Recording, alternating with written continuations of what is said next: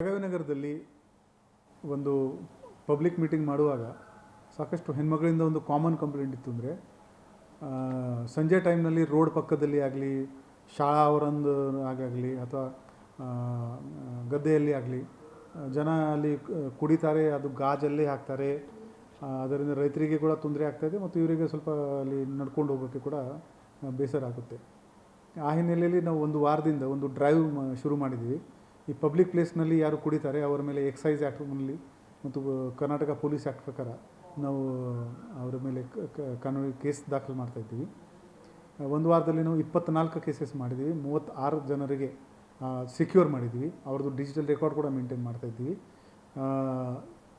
ಈ ಡ್ರೈವ್ ನಮ್ಮದು ಕಂಟಿನ್ಯೂ ಆಗುತ್ತೆ. ಈ ಘಟನೆಗಳು ಎಲ್ಲಿವರೆಗೆ ಜೀರೋ ಆಗಲ್ಲ ಅಲ್ಲಿವರೆಗೆ ಈ ಡ್ರೈವ್ ನಮ್ಮದು ಕಂಟಿನ್ಯೂ ಆಗುತ್ತೆ.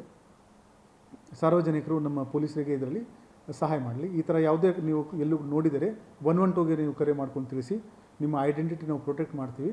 ಬಟ್ ನಮ್ಮ ಬೆಳಗಾವಿ ಶಹರಕ್ಕೆ ಒಂದು ಒಳ್ಳೆಯ ಡಿಸಿಪ್ಲಿನ್ ಬರಲಿ, ನಮ್ಮ ಸರೌಂಡಿಂಗ್ಸ್ ಎಲ್ಲ ಜನರಿಗೆ, ಹೆಣ್ಮಗಳಿಗೆ, ಮಕ್ಕಳಿಗೆ ತಿರುಗಾಡೋಕ್ಕೆ ಸೇಫ್ ಇರಲಿ. ಆ ದಿಕ್ಕಿನಲ್ಲಿ ನಮಗೆ ನಿಮ್ಮ ಸಹಾಯ ಬೇಕು. ಧನ್ಯವಾದಗಳು.